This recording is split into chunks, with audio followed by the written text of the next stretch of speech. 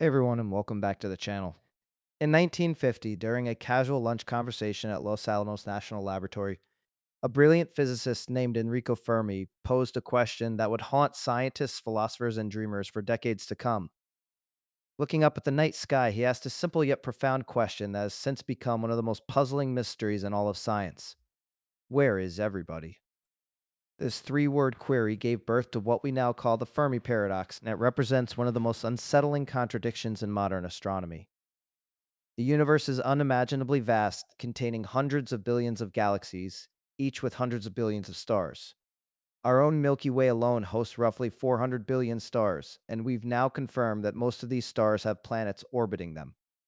Statistically speaking, intelligent life should have arisen countless times across the cosmos. And yet, in all our years of searching, listening, and looking, we've detected absolutely no evidence of intelligent extraterrestrial civilizations. Not a single radio signal, not a single probe, not a single trace of technological activity beyond Earth. The silence is deafening and it raises a terrifying possibility. Are we truly alone in this cosmic ocean? Or is there something far more sinister preventing us from making contact? Today, we're going to take a deep dive into one of humanity's greatest scientific puzzles. The history of the Fermi paradox. Examine the mathematics behind the search for alien life. Investigate the leading theories that attempt to explain the silence, and consider what our continued lack of discovery means for the future of our species. This is a journey that will challenge everything you think you know about our place in the universe, so buckle up, because we're about to venture into the cosmic unknown. To truly understand the magnitude of the Fermi paradox, we need to rewind nearly a century and explore the context in which Fermi asked his famous question. The year was 1950, and World War II had just ended. Enrico Fermi, who had fled fascist Italy and later worked on the Manhattan Project, was now at Los Alamos, contemplating the future of humanity in the atomic age. The story goes that during a lunch break, Fermi and several colleagues were discussing a recent cartoon in the New Yorker that depicted alien beings stealing garbage cans. This seemingly innocent conversation somehow elved into a serious discussion about the possibility of interstellar travel and extraterrestrial life. Fermi then abruptly asked his colleagues why they hadn't seen any concrete evidence of alien spacecraft, if such civilizations were so common. He then pulled out a napkin and began scribbling calculations, estimating the probability of intelligent life emerging in our galaxy, the likelihood of interstellar travel, and the time it would take for a civilization to colonize the entire Milky Way. His calculations suggested that if intelligent life were common, we should have been visited by now. The fact that we hadn't been visited was, to him, strong evidence that intelligent life must be extraordinarily rare. This moment became the genesis of the Fermi paradox, a paradox that has only grown more puzzling as we've learned more about the universe. Now, to fully grasp why Fermi arrived at such an unsettling conclusion, we need to examine the tool that scientists use to estimate the number of advanced civilizations in our galaxy. Enter the Drake equation, named after astronomer Frank Drake, who devised it in 1961. The Drake equation attempts to estimate the number of active, communicative extraterrestrial civilizations in our galaxy by multiplying together several factors. These factors include the rate of star formation in the Milky Way, the fraction of stars that have planets, the number of planets per star that are capable of supporting life, the fraction of those planets where life actually elves, the fraction of those life-bearing planets where intelligent life emerges, the fraction of intelligent civilizations that develop detectable technology, and finally, the length of time that such civilizations remain detectable. The equation looks like this. Thank one five handle the yeah or let me flip around with it. Ordinance. It's a full proposal and consider a promise paradox. A paradox that is only got thinking wasn't treat excuse like look kind of cool. To pause here for a moment and consider the sheer scale of the Milky Way to understand why Fermi's question is so compelling. Forget it's the Pugman's first started fight were Ian's presence. But what's up to that starts with a pumpkin.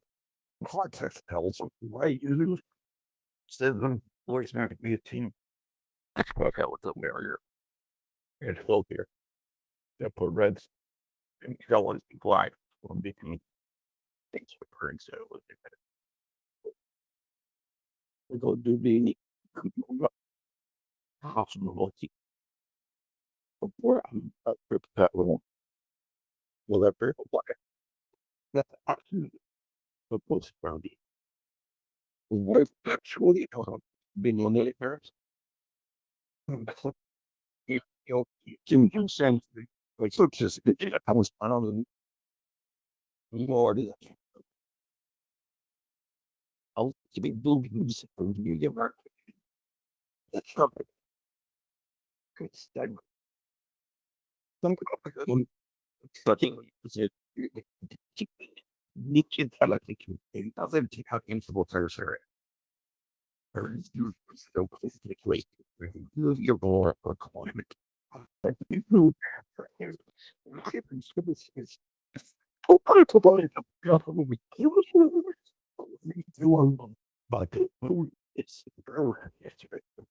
a lot kind of change through the sheer scale of the Milky Way to understand the left story of formation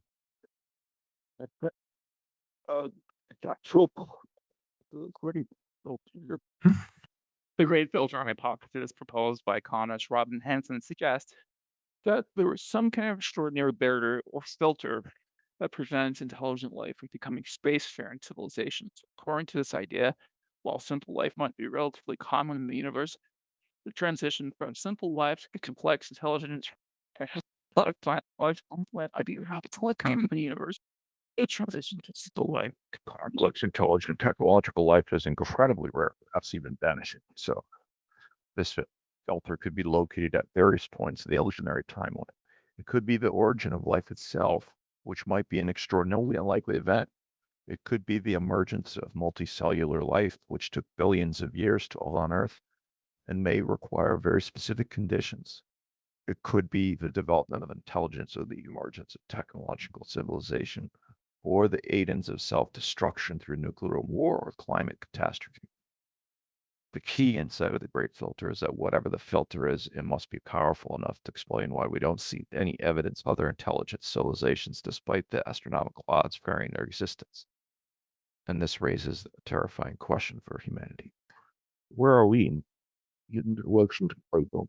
Not with light passes from a distance. It's a strictly complicated intelligence.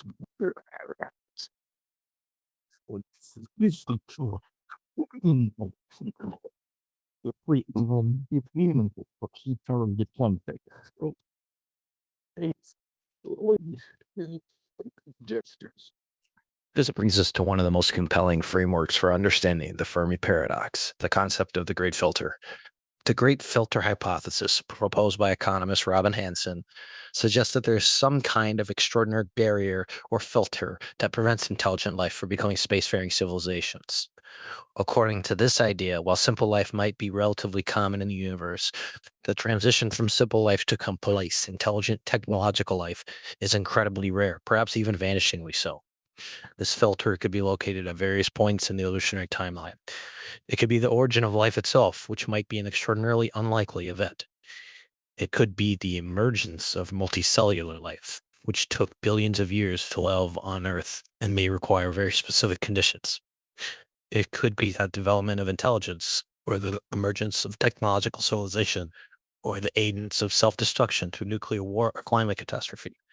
The key insight of Great Filter is that whatever the filter is, it must be powerful enough to explain why we don't see any evidence of other intelligent civilizations, despite the astronomical odds favoring their existence.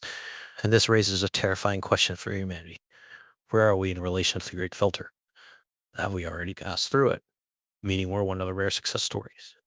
Where's the Great Filter ahead of us, waiting to wipe us out? This is perhaps the most important question in the entire debate about extraterrestrial life, because it speaks directly to our long-term survival as a species.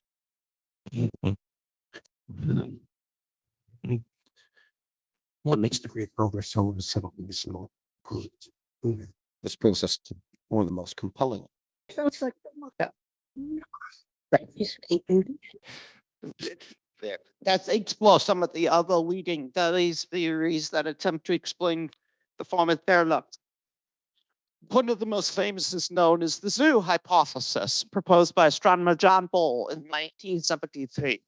This theory suggests that extraterrestrial civilizations have deliberately chosen not to contact us, since as the protected wilderness area, or as because this idea that our civilizations may have rules is interfering with the natural development of less advanced species, similar to how we might observe wild animals without intervening in their lives. The zoo hypothesis is correct. You are being washed. Look carefully from a distance. Like hearing theory in some ways, because it suggests that the aliens are aware of us and have chosen not to harm us.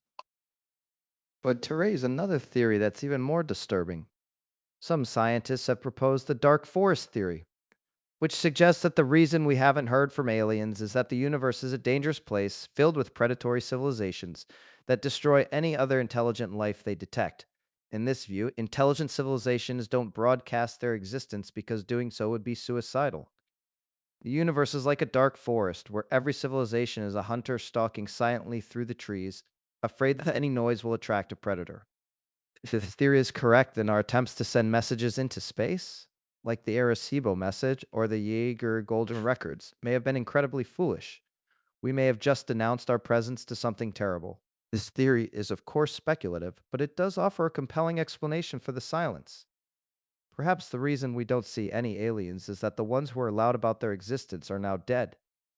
The dark forest theory is a sobering reminder that the universe may not be friendly to life, at least not to intelligent, technological life that can be detected from a distance. So, where do we stand in this cosmic mystery? What does the evidence actually tell us? In recent years, our understanding of exoplanets has exploded in ways that would have seemed like science fiction just a few decades ago. We've now confirmed the existence of over 5,500 exoplanets, with thousands more candidates awaiting confirmation. Many of these planets are rocky worlds orbiting in the habitable zones of their stars, and some are surprisingly close to Earth in size and composition. The discovery of these worlds has revolutionized our understanding of planetary systems and has made the search for extraterrestrial life more serious than ever.